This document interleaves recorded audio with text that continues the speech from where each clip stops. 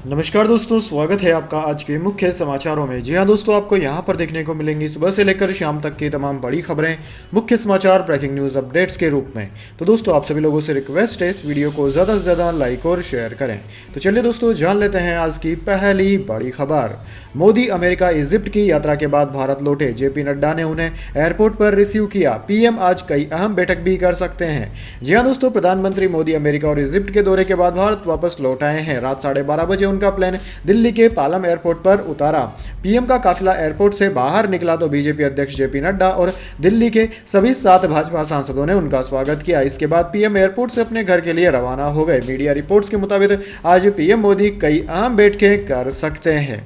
इसके बाद दोस्तों, अगली बड़ी खबर। एलजी को इस्तीफा दे देना चाहिए। सीएम अरविंद केजरीवाल ने दिल्ली की सुरक्षा व्यवस्था पर उठाए सवाल। जी हां दोस्तों, दिल्ली के मुख्यमंत्री अरविंद केजरीवाल और उपराज्यपाल वीके सक्सेना के बीच नोकझोंक थमने का नाम नहीं ले रही है। सीएम अरविंद केजरीवाल ने प्रगति मैदान टनल के अंदर कारोबारी से हुई लूट का सीसीटीवी फुटेज शेयर करते हुए राज्य की कानून व्यवस्था पर सवाल खड़े किए हैं। केजरीवाल ने कहा है कि एलजी को इस्तीफा दे देना चाहिए। दोस्तों, आपकी जानकारी के लिए बता दें कि दिल्ली सरकार में कानून व्यवस्था उपराज्यपाल के अधिकार क्षेत्र में आता है। दिल्ली के सीएम अरविंद केजरीवाल ने अपने ट्विटर हैंडल पर 24 जून को प्रगति मैदान टनल के अंदर कारोबारी से हुई लूट का सीसीटीवी फुटेज शेयर किया। उन्होंने एलजी पर निशाना साधते हुए ट्वीट किया कि एलजी को इस्तीफा देना चाहिए। किसी ऐसे व्यक्ति के लिए रास्ता बनाएं जो दिल्ली के लोगों को सुरक्षा प्रदान कर सके। अगर केंद्र सरकार दिल्ली को सुरक्षित नहीं बना सकती तो इसे हमें सौंप दे। हम आपको दिखाएंगे कि किसी शहर को उसके नागरिक के लिए कैसे सुरक्षित बनाया जाए।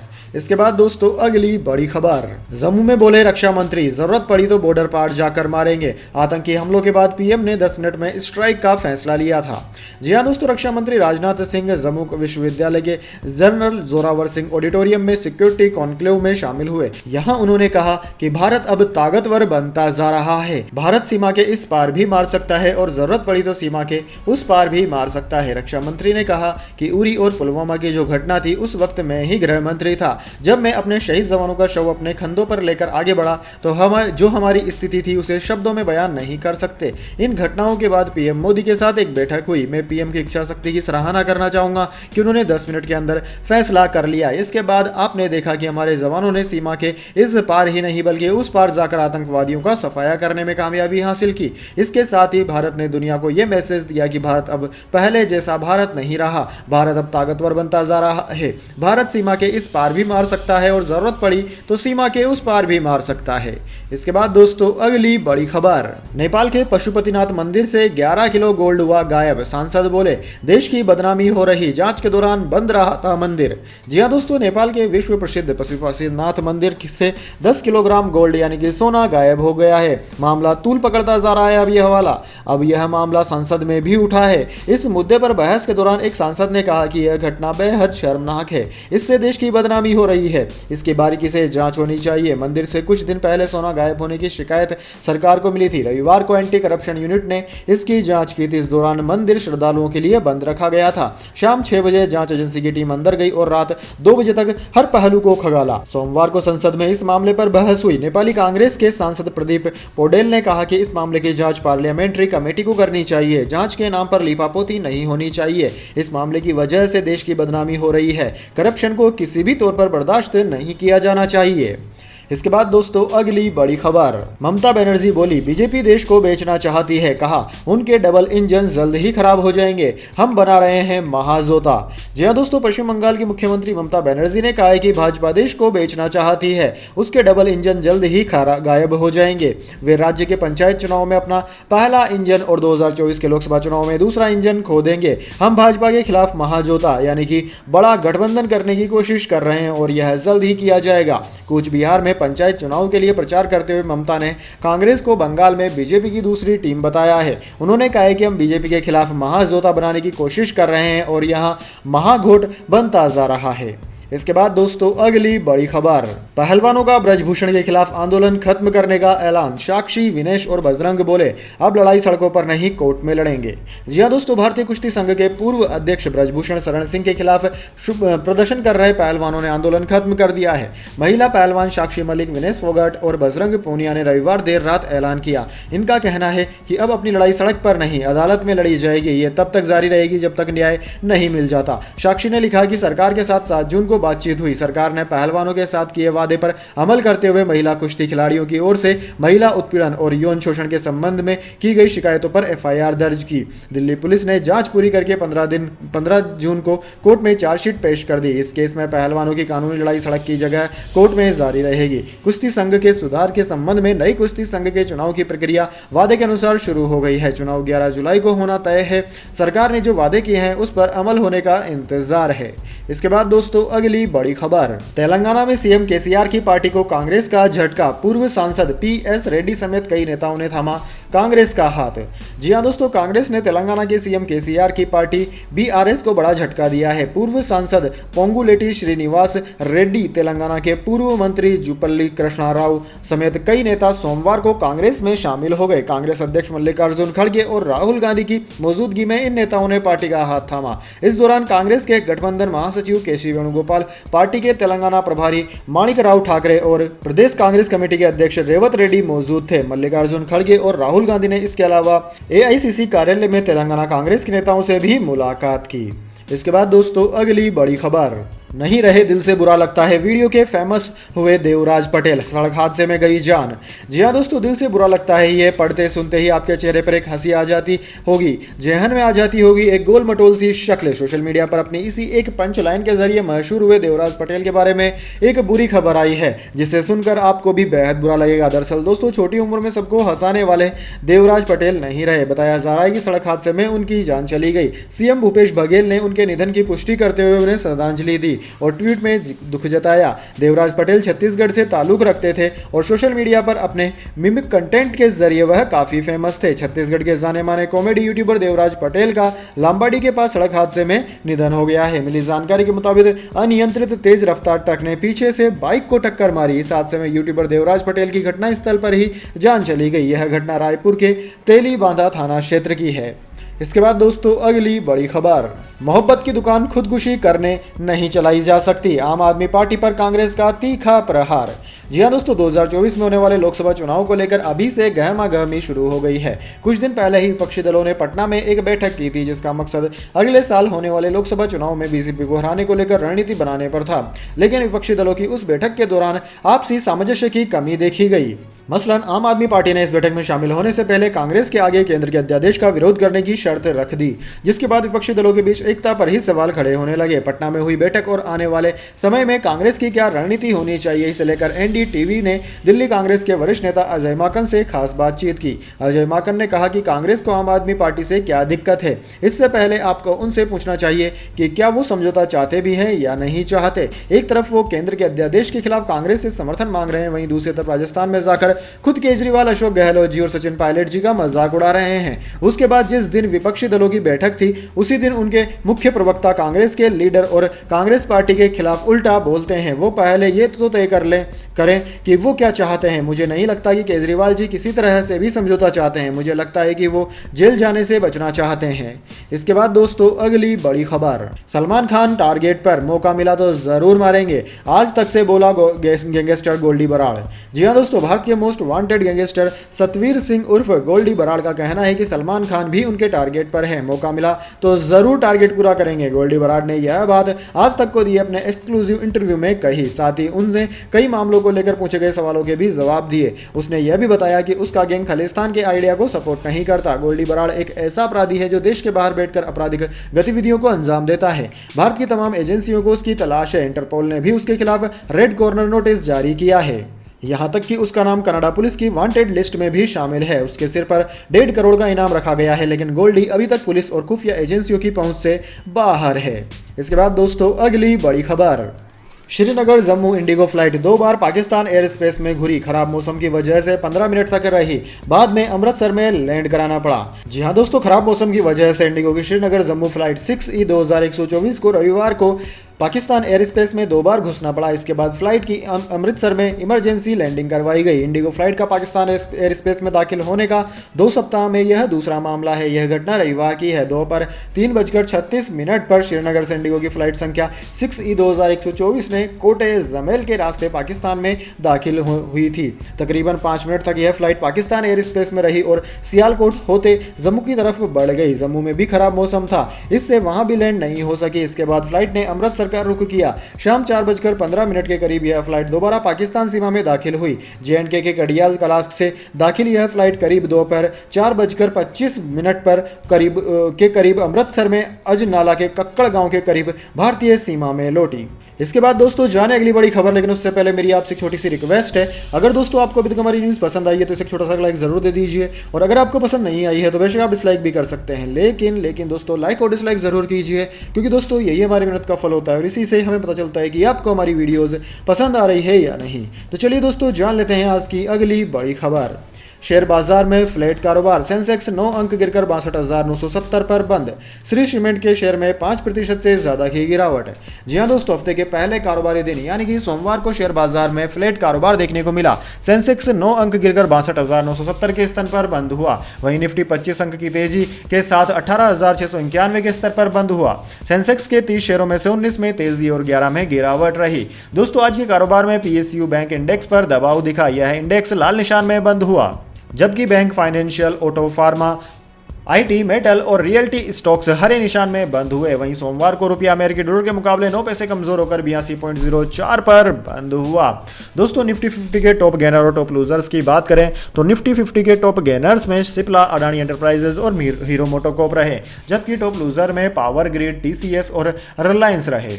इसके बाद दोस्तों अगली बड़ी खबर, सोने चांदी के दामों में आज आई तेजी। सोना फिर 58,000 के पार, चांदी भी 69,095 रुपए के ऊपर निकली। जी हां दोस्तों, सोमवार को सराफा बाजार में सोने चांदी की कीमतों में बढ़त देखने को मिली है। Indian Boolean and jewellers association यानी कि IBGA की वेबसाइट के मुताबिक आज सराफा बाजार में 24 कैरेट सोने का दाम 149 रुपए चढ़कर 58,544 रुपए प्रति 10 ग्राम पर पहुंच गया। वहीं 22 कैरेट सोने की कीमत 53,626 रुपए प्रति 10 ग्राम हो गई है।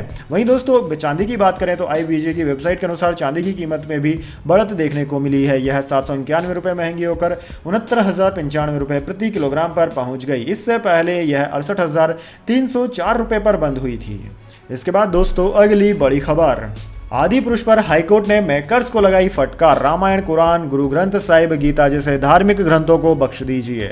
जी हां दोस्तों, ओम रावत द्वारा निर्देशित आदिपुरुष को लेकर पूरे देश में चल रहे विवाद के बीच हाईकोर्ट ने मेकर्स को फटकार लगाई। इतना ही नहीं, हाईकोर्ट ने सेंसर बोर्ड के लिए भी अपनी नाराजगी जाहिर की। आदिपुरुष को लेकर दायर याचिका पर सुनवाई के दौरान हाईकोर्ट में जस्टिस राजेश सिंह चौहान और जस्टिस श्री प्रकाश सिंह की डिवीजन बेंच सवाल किया कि आप अगली पीढ़ी को क्या सिखाना चाहते हैं। अधिवक्ता रंजन अग्नोत्री ने न्यायालय में बहस के दौरान अपना पक्ष रखते हुए फिल्म में दिखाए गए आपत्तिजनक तथ्यों और डायलॉग से हाईकोर्ट को अवगत कराया। वहीं 22 जून को प्रस्तुत अमेंडमेंट एप्लीकेशन को हायर कोर्ट द्वारा स्वीकृत करते हुए सेंसर बोर्ड की तरफ से पेश हुए अधिवक्ता अश्विनी सिंह से हाईकोर्ट ने पूछा कि क्या करता रहता है सेंसर बोर्ड? सिनेमा समाज का दर्पण होता है, आगे आने वाली पीढ़ियों को क्या सिखाना चाहते हो? क्या सेंसर बोर्ड अपनी जिम्मेदारियों को नहीं समझता? कोर्ट ने यह भी कहा कि सिर्फ रामायण ही नहीं बल्कि पवित्र कुरान, गुरु ग्रंथ साहिब और गीता जैसे धार्मिक ग्रंथों को तो कम से कम बख्श दीजिए, बाकी जो करते हैं वो कर ही रहे हैं। कोर्ट ने फिल्म के निर्माता, निर्देशक सहित अन्य प्रतिवादी पार्टियों की कोर्ट में अनुपस्थिति पर भी कड़ा रुख दिखाया। अधिवक्ता रंजन अग्नोत्री ने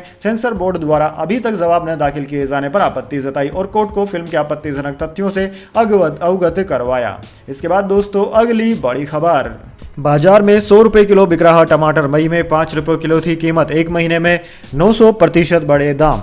जी हां दोस्तों, देश के ज्यादातर बाजारों में टमाटर की कीमत 100 रुपए प्रति किलो के पार निकल गई है। होलसेल मार्केट में टमाटर 65 से 70 रुपए प्रति किलो में बिक रहा है। एक हफ्ते पहले होलसेल मार्केट में टमाटर 30 से 35 रुपए प्रति किलो बिक रहे थे।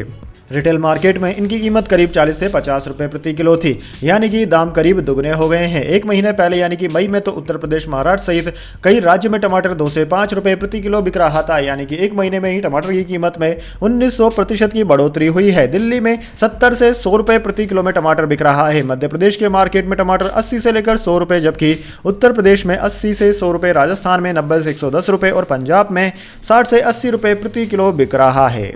इसके बाद दोस्तों अगली बड़ी खबर, 25 राज्यों में 2 दिन भारी बारिश का अनुमान। हिमाचल के मंडी में 20 घंटे में दूसरा लैंडस्लाइड। चंडीगढ़ मनाली हाईवे पर 10 किलोमीटर लंबा जाम। जी हां दोस्तों, मौसम विभाग ने सोमवार को बताया कि 48 घंटों में मध्य प्रदेश समेत 25 राज्यों में भारी बारिश का अनुमान है। हिमाचल प्रदेश में बारिश की वजह से मंडी जिले में पिछले 20 घंटे में लैंडस्लाइड की दूसरी घटना घटित हुई। इसकी वजह से 2 नेशनल हाईवे सहित 380 सड़कें बंद है। चंडीगढ़ मनाली NH21 7 मील और 4 मील के पास 20 घंटे से बंद पड़ा है। इस रूट पर 10 किलोमीटर तक लंबा जाम लगा हुआ है। है। सोमवार को 7 मील के पास दोबारा लैंडस्लाइड हुआ। ऐसे में हाईवे के आज बहाल होने के कोई आसार नहीं है। हाईवे बंद होने से मंडी, पिंडोह व नागचला में लंबा ट्रैफिक जाम लग गया। सैकड़ों गाड़ियां जाम में फंसी हुई है। वहीं उत्तराखंड में भारी बारिश से बद्रीनाथ हाईवे बह गया। सीएम पुष्कर सिंह धामी ने बताया कि खराब मौसम की वजह से केदारनाथ यात्रा रोक दी गई है।